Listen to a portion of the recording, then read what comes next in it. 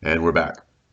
Today we get, as you can see on the screen, the 1980s, Ronald Reagan, and we'll, I guess in Reagan's own words, make America great again and bring back American greatness. And we will end the Cold War. America wins. Go America. And we will try to start us on a path that we, sadly, 40 years later, are still continuing in terms of a lot of Republican ideas. Now, Reagan is going to give a certain rebirth to American conservatism and the moral majority in the Republican right.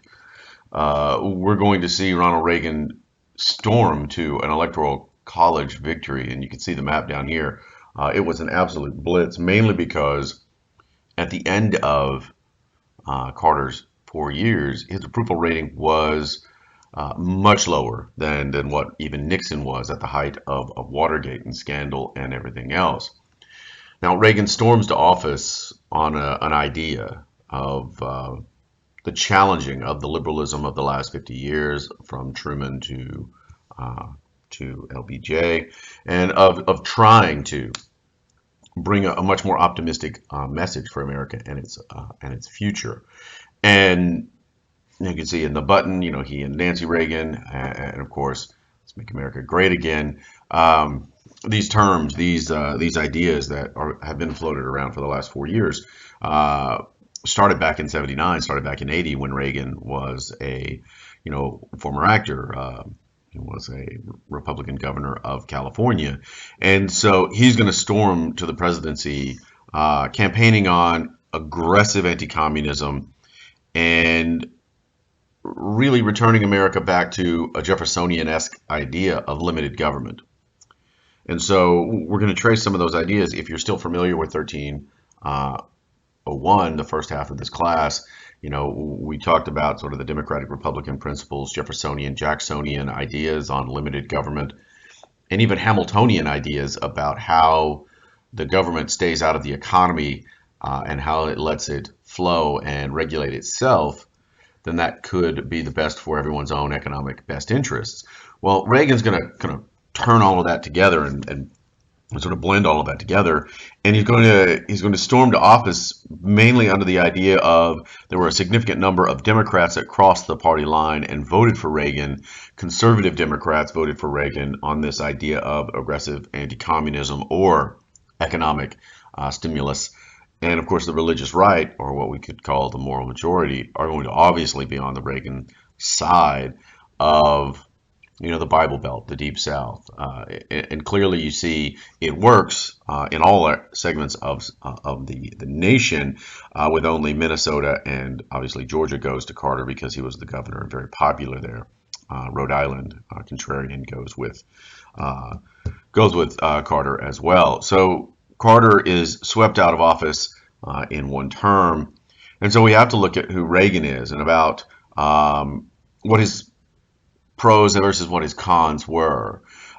Reagan was an incredibly media savvy president. He was, at this point, he was the oldest president that we had had. We've now surpassed that.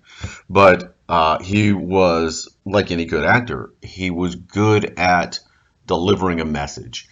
He was good at emoting, if you will. He was good at being on camera. He was good at sending that message about American greatness and ability to identify with people through humor.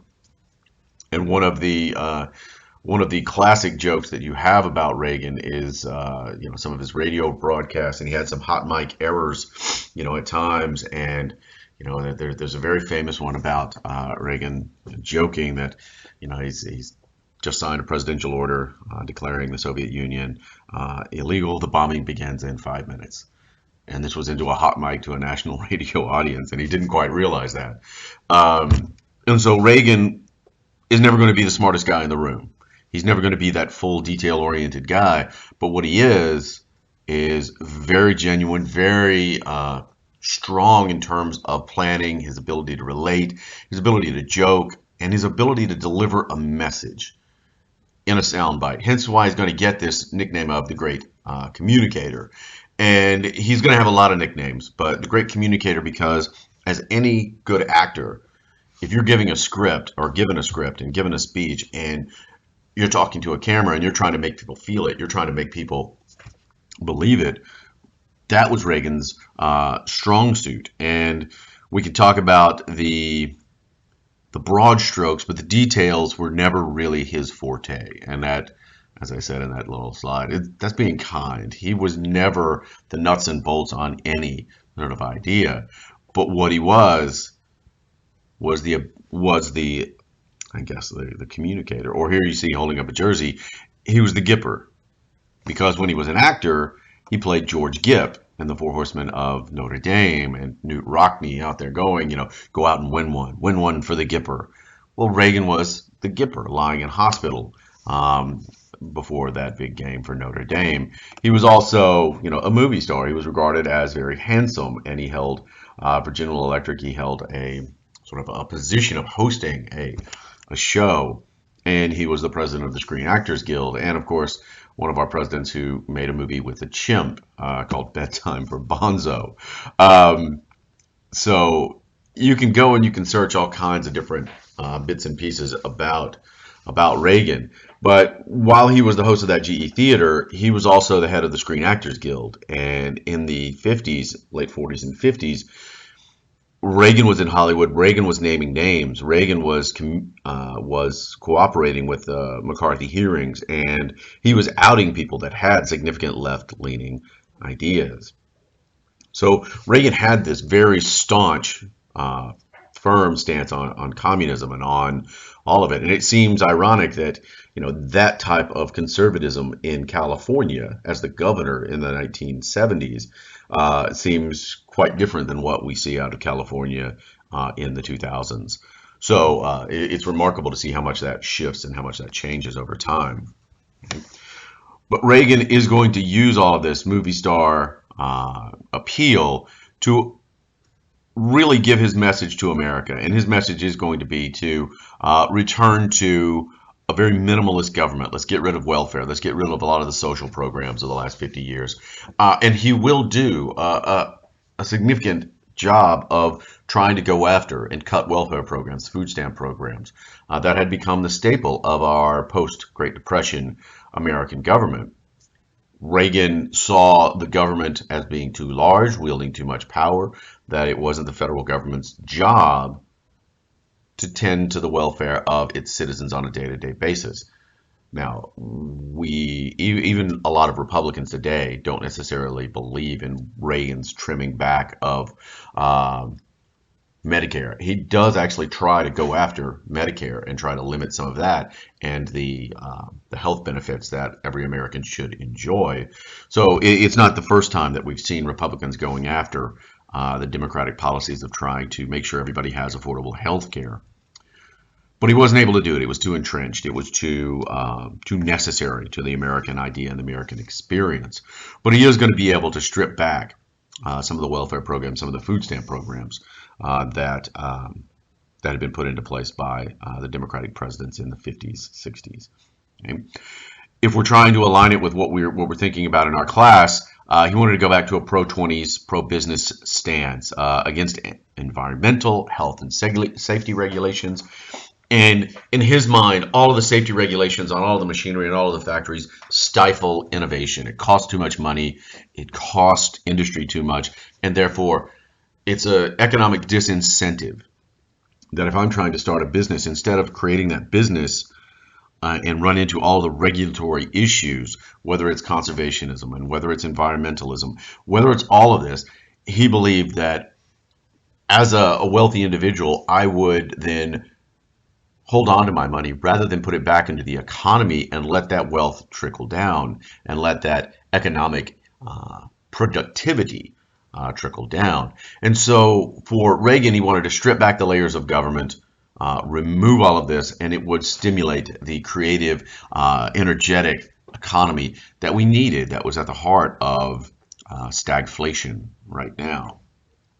Another target, as you can see down here in the bottom picture, is the PATCO strike. And this was the Professional Air Traffic Controllers Organization, PATCO. Now they go on strike for better pay and all kinds of other stuff. Now this links into that 1870s, 19 teens anti-unionist sort of idea. Reagan goes off with the air traffic controllers saying that you're an essential practice. It's like police, like firemen. You don't have the right to strike. You have the right to organize. You don't have the right to cripple the American economy with strikes. And he threatened to fire all of the air traffic controllers that went on strike. Well, in August 1981, they go on strike. 48 hours into the strike, Reagan fired 11,350 of those strikers. Not only did he fire them, he put them on a list and they could never be rehired by the Federal Aviation Agency. So they essentially lost their career forever over the strike. Now, to a lot of people in the Republican idea, this spoke to that 1900s idea, early 1900s idea of anti-unionist activity, pro-business anti-unionist activity, as it was an economic disincentive to the invigoration of the American capitalist system. So that's one of those sort of logical ideas when they talk about, well, we'll go on strike. They can't fire all of us. Well, they actually did fire all of them. And if you are a staunch Republican, Reagan was going to be beloved for this. If you were a Democrat, you're going to wind up hating Reagan for this, or at least a unionist, if you will, a union man. Now, Reaganomics and the Reagan economy is going to be a much more difficult nut to crack. How do you cure a stagnant economy and inflation raging across the nation? Well, for Reagan, he looks at it and he's going to blame regulation and the stifling effect that it has on the free market, and that current welfare programs hand out money, tax money, to non-productive citizens while burdening the wealthy with high taxes. Reagan is clearly going to identify with the middle to upper middle to upper classes. That's his base. That's who he's counting on, and that's what he's looking for. And these sort of Reaganomics policies will speak to them. And his argument about the economic disincentives, and his arguments about what needs to happen in government, that we need to cut taxes, that we need to balance the budget.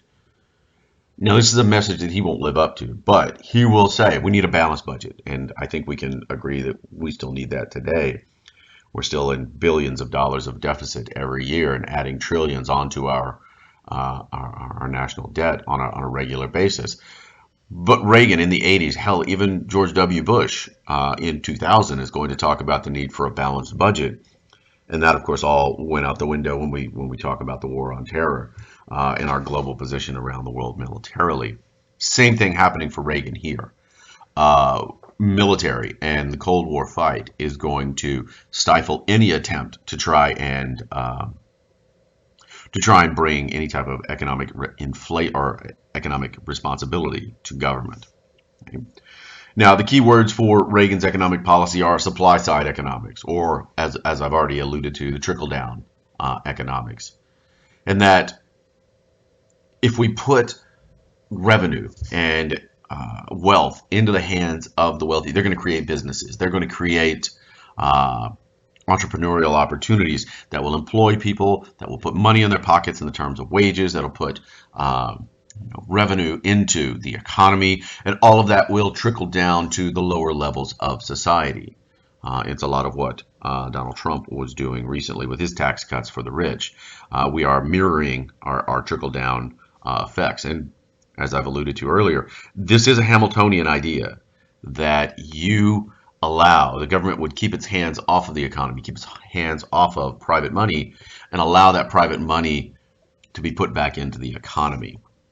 If you tax that entrepreneurial class, well, then there would be less investment, which would lead to a slowing down of the economy, stagnant economy, and high unemployment, which America had at this time. They had 14, 15, 17% unemployment rates. So these are very difficult economic times growing up in the 1980s. So what is the result of Reagan's economic plans? Well, he is going to go after some taxes. He is going to have a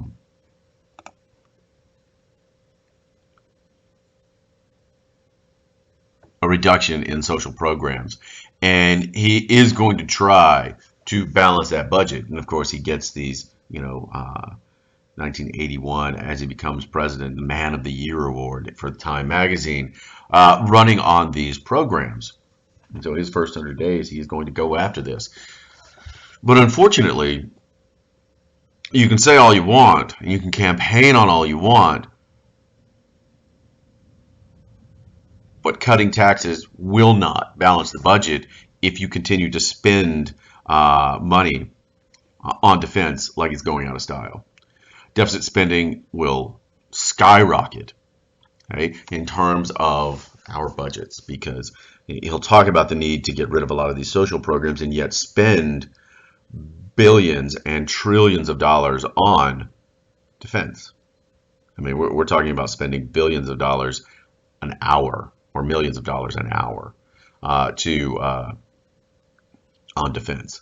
And this is going to be in the form of research and development. It's going to be in the form of missiles and planes and submarines and all of the things that are going to, in his mind, help us win the Cold War. Right? But your deficit spending skyrockets, and we were running a deficit of 59 billion in 1980. 82, it was 100 billion, 300 billion by the time of Herbert Walker Bush's presidency, and our national debt over the course of the 8 years runs up to $3 trillion. So that's a significant increase in our national debt. Okay? And so when we ask when do we come to this massive deficit that is now at probably 26, 27 trillion dollars, it starts really to ramp up in the 1980s and the 90s, and circumstances will not allow the cut in all of this. Now, in terms of inflation, what does Reagan do? Well, you got to make money and borrowing money more expensive. You've got to try and cool the economy down, and so the interest rates are going to be hiked up to as high as 21%. Today, we call those predatory credit card sort of interest rates, but in Reagan's mind, and in a lot of economists' minds at this point, this was the only way to slow inflation down.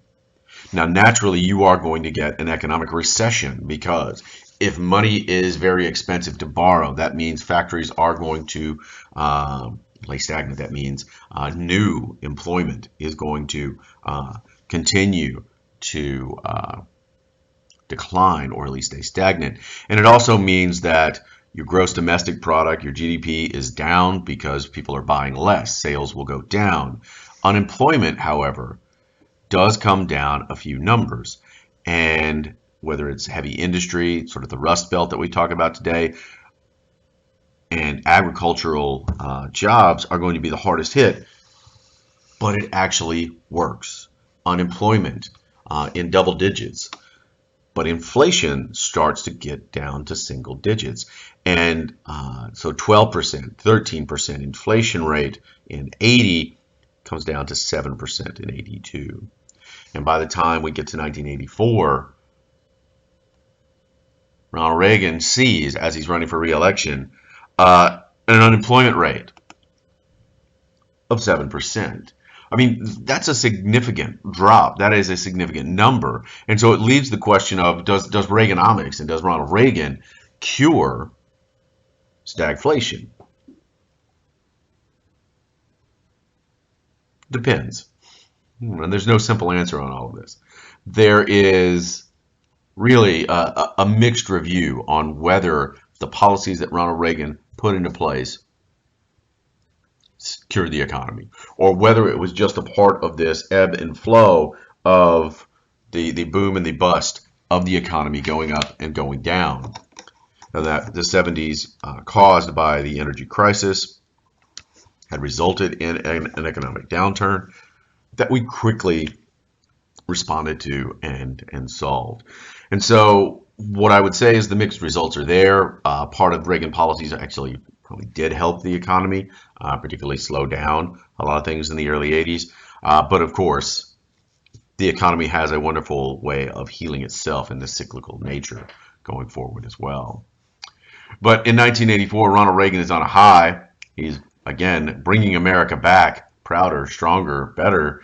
And he's running against Walter Mondale and Geraldine Ferraro. And so this represents the first time of a woman running on the vice presidential ticket.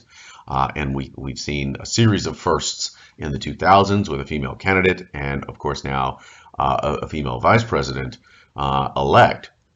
But this was the first time to put a woman on the ticket. And obviously you're talking about, America needing new leadership. Well, Walter Mondale is not going to fare very well, as you can see here in the Electoral College. It is a historic drubbing of Walter Mondale because he followed the Carter mantra: warnings, hard truths, and talking about the dangers of deficit spending and the proliferation of nuclear weapons. He also highlights the simple fact that, look,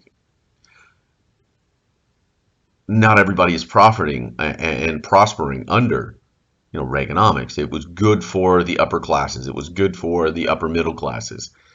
But middle and lower middle class and the lower class certainly are not profiting, and they certainly seem to have some of their safety net stripped away. Reagan is running on an almost unbeatable slogan of "America is back." That 4 more years of Reaganomics are going to continue. The economy will continue to get stronger, and the tax rates for the rich are going to continue to go down, and the disparity of wealth in the United States at that point is going to reach historic levels, back to the robber baron days of the Industrial Revolution of the 1880s, the 1890s.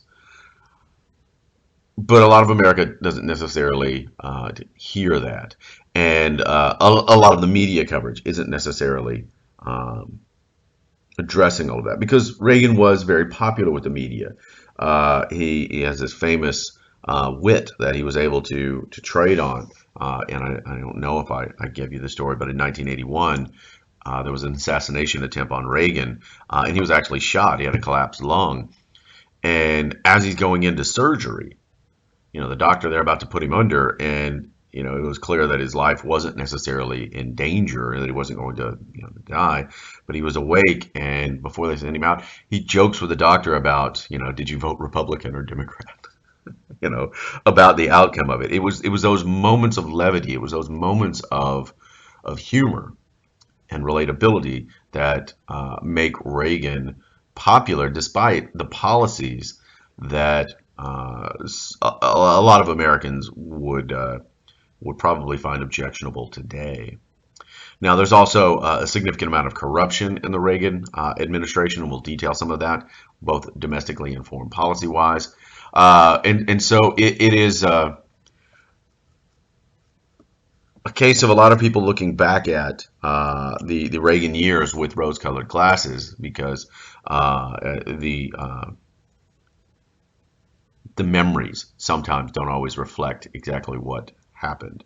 And that's kind of how it gets dangerous for historians when we talk about periods that we lived through, because we bring our own internal biases to these discussions. If you've ever heard, I don't need some book to tell me what Vietnam was like, I lived it. Well, that's a little true, but you also, by living it, bring a certain amount of a myopic view to it without being able to see the wider whole. And that's kind of what happens with a lot of Reaganomics these days. Okay?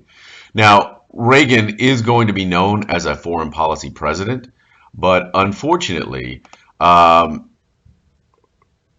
geography, world issues weren't always the strongest suits for Reagan.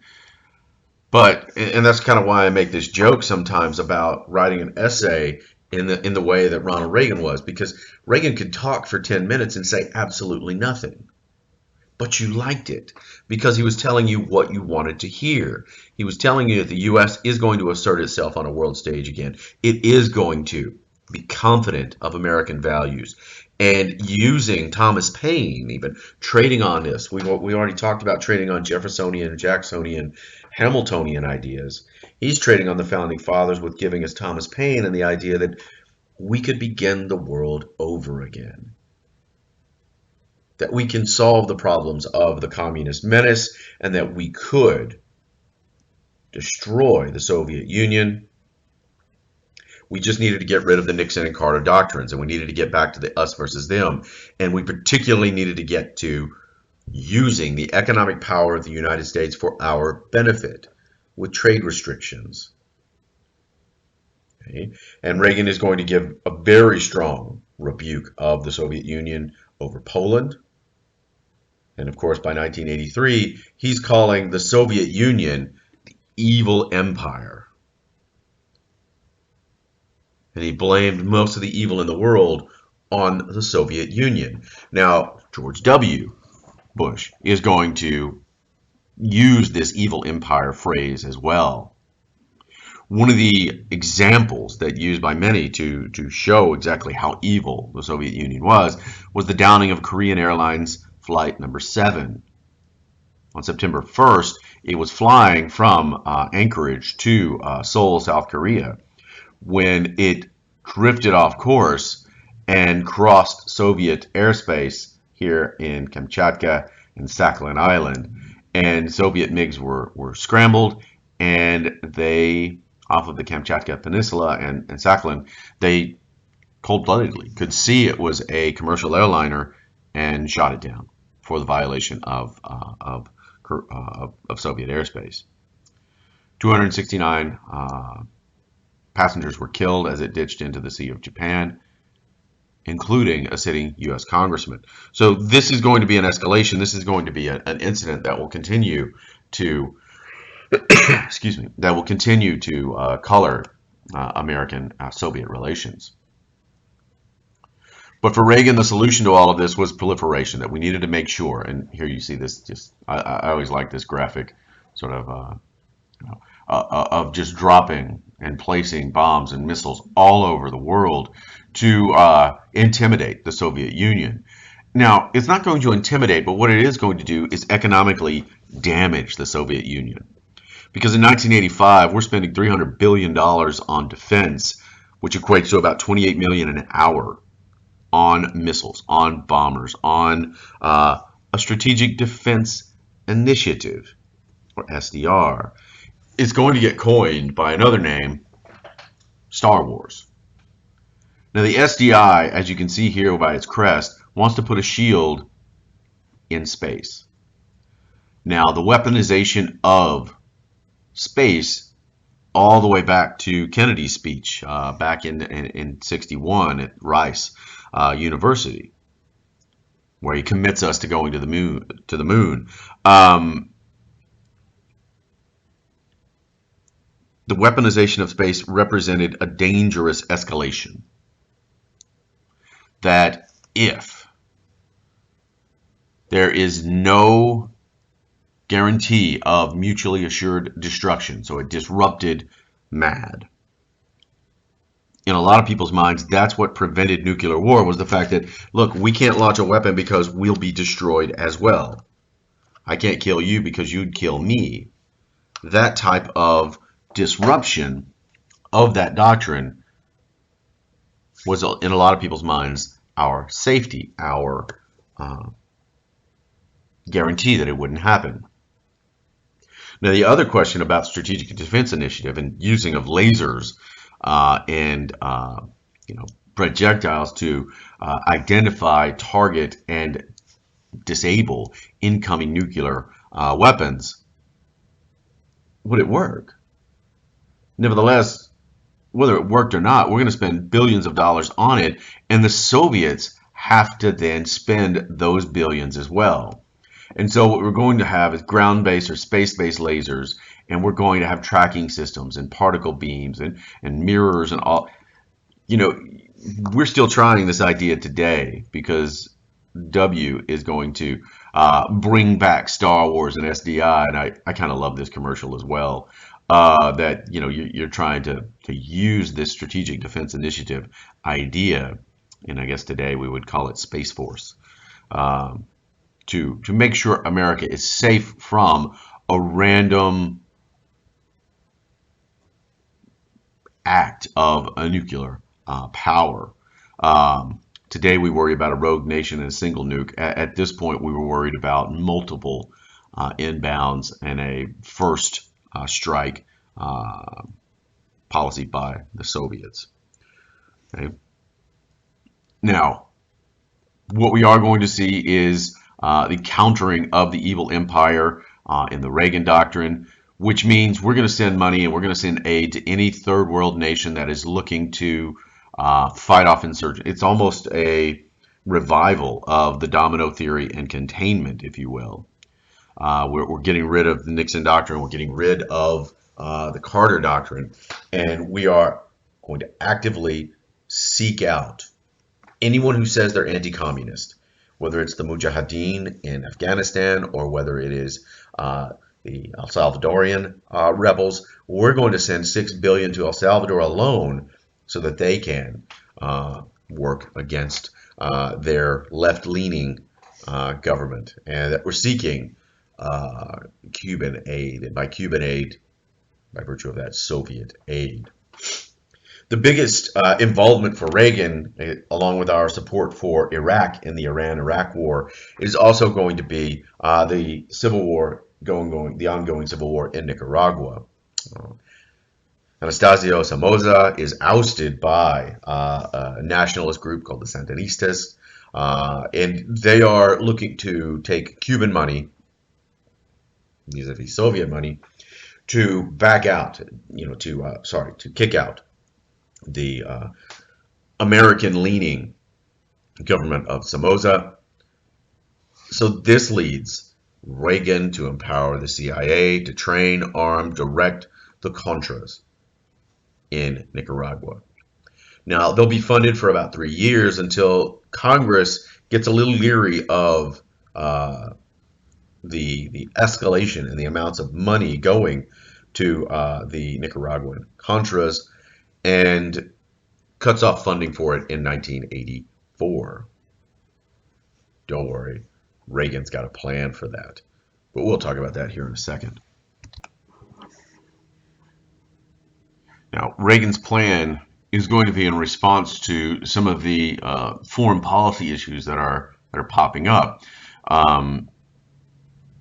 Reagan talks tough on communism, talks tough on terrorism as well, because one of the really difficult situations that are going to emerge in the early 80s is along with the rise of that politically motivated Islamic State of Iran, is that the Arab-Israeli issues, whether it be in Lebanon or whether it be in Israel, are going to start to boil over. And it starts with trying to keep the peace in Lebanon with Marines or peacekeepers there. Their barracks are going to be car bombed in October of 1983. 241 Marines are going to be killed in that bomb. And this is the start of that new Islamic trend, whether it's Hezbollah, whether it's the PLO, whether it is hijackings or bombings. We're going to start to see that terrifying new realm of hostages, and 1985 saw at least almost 700 kidnappings, hijackings, or bombings, a third of which were actively targeting Americans specifically. Now we're going to have a lot of hostages in Lebanon, and as much as Iran protested, and even continues to protest, that they have no negotiating power, they have no influence over the organization of Hezbollah. Publicly, privately, there was a belief that they could be an avenue to get something done. Okay? Now, by 1985, Reagan is making allies in the region and around the world, lining up assistance for not just the Contras, but also for some of his other endeavors in Saudi Arabia, Panama, South Korea. And there was a Latin American moderated ceasefire and negotiations trying to end the Civil War, but not in an American direction, just into a a direction to end the war to save the Nicaraguan people from the destructive effects of it all. Reagan is going to dismiss all of that and say it's not in America's interest. And then in November of 1986, a scandal breaks. It quickly becomes known as the Iran-Contra affair. And it brings to the national forefront a lieutenant colonel named Oliver North. And of course, your NSA advisor Poindexter and CIA director Casey are going to all be a part of these hearings, Iran-Contra hearings. Now, what was at the heart of the Iran-Contra affair? Well, because America didn't negotiate with terrorists, you couldn't negotiate with Hezbollah to get your groups or to get your people out of kidnapping, hostage, plane hijacking, blah, blah, blah. So what America did was reach out covertly through the CIA to Iran to see if they could negotiate a release for hostages. But Iran wanted something in return because they're at war with Iraq. So what did they want? They wanted missiles. So what North and Poindexter and Casey are doing are sending missiles to Iran to negotiate the release of hostages from Beirut, and then taking the profits of those missile sales to Iran and funneling them through bank accounts to fund the Contras.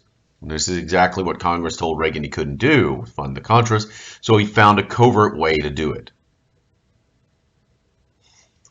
Now, what did Reagan know? When asked, he says he knew nothing. He gets compared to Nixon. I believe him. As it's his sort of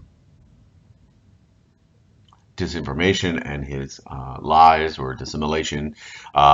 This is where the phrase plausible deniability becomes, the buzzword around Washington at the time. Did he know what was going on? And the debate around Reagan still persists about what did he know? What could he have known? Was he already suffering from Alzheimer's? Was he a fully active part of this administration at all hours? That his age was, in the high 70s, early 80s. And so clearly he was getting older. To what level did he understand what was going around? Or were the NSA and the CIA doing this behind his back? I choose to believe that he was doing it, that he knew about it, but you had a good Marine in the terms of Oliver North and other scapegoats that would take it and would give him full deniability, plausible, believable deniability going forward. Okay? Now, what he does is, throughout of it, by getting compared to Nixon, that's damaging to him. He will continue to condemn Iran as a terrorist nation, urging any and all allies not to trade with them. And we're still in that same pattern of treating Iran as a pariah nation, along with North Korea, because of their continued efforts to develop nuclear weapons, but also because of their alliances and their links with international terrorist groups. Okay? Now, as we go forward into 85, we're going to see a significant advancement. We're going to see a new premier of the Soviet Union come into play. The General Secretary of the Communist Party is a man by the name of Mikhail Gorbachev. Now, Gorbachev and Reagan have a good relationship. They have a good synergy between the two. And in this respect, it was very much like Nixon in the ability to conduct foreign policy in all of this way. The buzzwords for Gorbachev were in Russian perestroika and glasnost, that he wanted to be open to the West, wanted to institute some economic reform and maybe restructure, hence perestroika and glasnost, to restructure the market economy in the Soviet Union in a way to allow a certain amount of limited free enterprise and private property instead of that forced collectivization. Now, he's moving in a more open way. This is going to cause significant tensions in within the Communist Party, because trying to let a little bit of free enterprise into the country is going to lead to a massive opening of free enterprise and capitalism. And if you've ever seen any of the discussions of the movies or the displays about what the Soviet Union was like in the late 80s, early 90s, it was kind of the Wild West. It was a free-for-all as you know, destroy the communist state and go to an open market capitalist system. But Gorbachev is going to realize that any reform in the economy must be tied to political reform. We need to become less authoritarian. You need to become less of the evil empire and allow a certain amount of electoral or social reform. Now, in 1986 was a groundbreaking summit in Reykjavik, and you can still see the house there, right there on Reykjavik Bay in the city. They're going to discuss arms reductions. They're going to discuss what to do with intermediate or long-range missiles. You know, the ideas of intermediate range missiles being that they are a first strike weapon, that they could be used quickly. And so 1987, you will see negotiations continue on intermediate range nuclear weapons in Europe, and about 2,800 are going to be dismantled, and a commensurate number are going to be dropped in Russian territory, and forces are going to begin withdrawing from Afghanistan. Having not really fully achieved what the goal of the Soviet Union was in Afghanistan, that it is just a brutally difficult place to govern and to subjugate, as you know, Americans are finding out over the last decade. Now, at the Reykjavik summit, the one thing that prevented discussion on a broader treaty rather than just intermediate range was the fact of the Strategic Defense Initiative, the Star Wars. And it'll still be a bugaboo. It'll still be a fly in the ointment for W when he tries to revive it, and that trying to put that into place really makes people feel less secure in the idea of mutually assured destruction. But what Gorbachev is going to continue to do is continue to be open. You know, this glasnost is going to continue to open up to the West. And of course, once you open up to the West, there are going to be a lot of consequences. And in particular, Reagan is going to deliver one of his greatest speeches at the Berlin Wall and Brandenburg Gate here, when he talks about, if you want to, you talk about, you know, glasnost, you talk about opening, you're talking about, you know, Mr. Gorbachev, you know, come to Berlin. Mr. Gorbachev, you know, open this wall. Mr. Gorbachev, tear down this wall. And so it was one of the iconic speeches of 1987, when Reagan, standing there in front of the Brandenburg Gate, talks about the need to dismantle the Berlin Wall and dismantle some of the ironclad authoritarian states, and you know, allow the Solidarity movement in Poland to have a little bit more of an open stance, and allow the Eastern Bloc a certain amount of freedom from Soviet control. But the die was cast for the Soviet Union. Once you unleash some of these forces, it's all going to come flooding forward. The Soviet Union itself is a hodgepodge of 90 some odd nationalities with hundreds of languages, and it had all been lumped into the Soviet Union. And so nationalist identities are going to be, you know, really launched. And in November of 1989, the Berlin Wall falls. And here you see that, you know, right there, there's the wall, there's Brandenburg Gate, and you see people climbing and tearing it and battering it down. Reagan, when he was there, he was at that famous, you know, Checkpoint Charlie, waving at people on the other side of the wall. But the Berlin Wall falls as a precursor in the next year for East and West German unification. And that East and Western Germany are now going to become just one Germany. And this obviously is going to be a domino effect, in that truest sense that if one falls, they're all going to fall. Well, the Warsaw Pact nations are going to start to fall and are going to start to break free of the Soviet Union. And in part because the Soviet Union begins to crumble, they become weakened, and the Soviet system, which had kept repressed, forced everyone into this system, is going to start to crack and render itself down. By March of 1990, Lithuania is going to declare independence, and then from that point, Georgia, Lithuania, Latvia, Estonia, Moldova, Uzbekistan, Azerbaijan, and the laundry list continues forward, while the Soviet Union and their ability to hold all of these into uh, ironclad grip falls apart.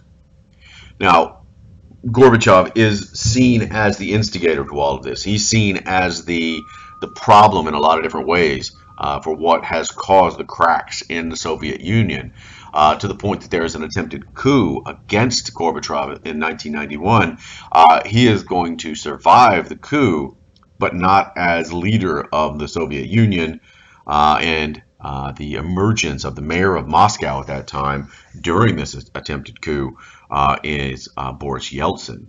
And so Yeltsin is going to emerge as the new leader of the Soviet Union as it transitions to Russia. And the evil empire starts to dismantle itself.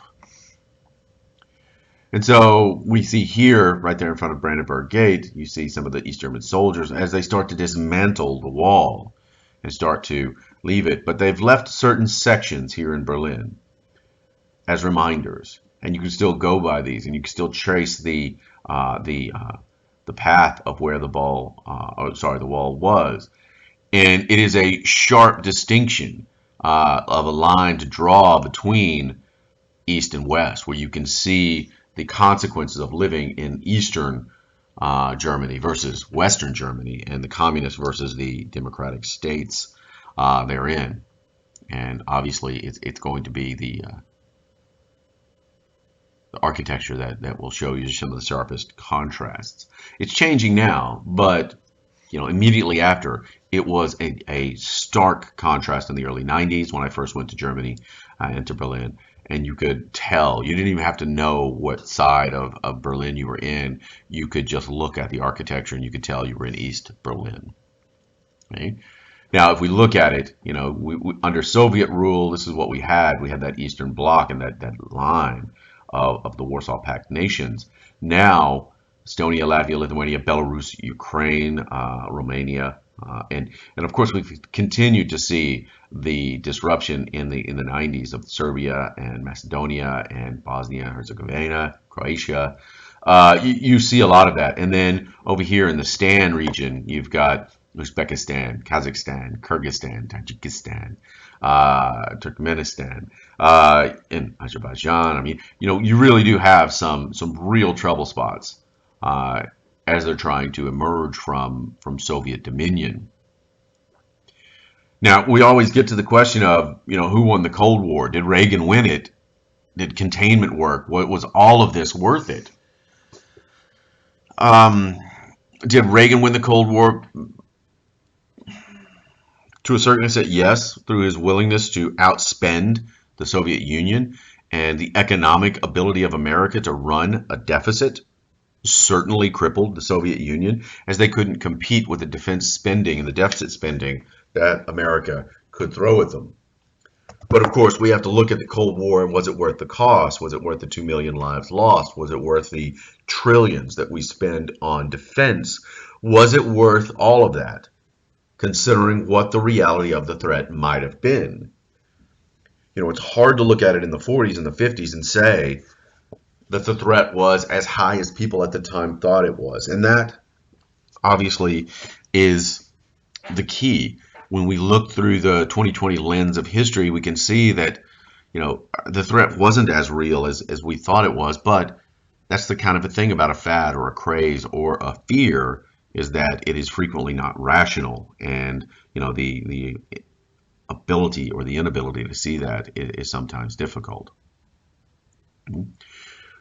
But following the demise of the Cold War, what does the world look like here? Uh, how do we face this world? And that's the problem that Herbert Walker Bush and Bill Clinton will face in the coming decades. Is that how do you understand a world now that the bipolar nature of it is gone? How do you act as the lone dominant superpower? And where do your threats come from? And where does the competition come from? Without the Soviet Union, it was something comforting about that. You knew who the bad guys were. You knew where they were. You knew where the threats were coming from. And some of the insecurity in the 2000s was really because you didn't know where the threats were coming from. You didn't know the evil empire. You know, we are struck out of the blue from international terrorism in the 2000s, and it's very hard to root it out. It's very hard to find it. It's very hard to protect yourself from and feel safe from a global challenge like the war on terror represents. But for now, at least, the die is cast in terms of the Cold War, Soviet Union dead and buried, the Berlin Wall gone, now a historical curiosity, and the Cold War over. And for a lot of people, it's hard to understand our fear of communism, our fear and anxiety of it for the last 100 years, and how it it mushroomed into the shape and into the force that it was. I got to admit with you, it is a difficult one to try to wrap into perspective. But that's about as far as we can get for this class, and this will be the last lecture for us here. So thank you, and we'll speak to you soon.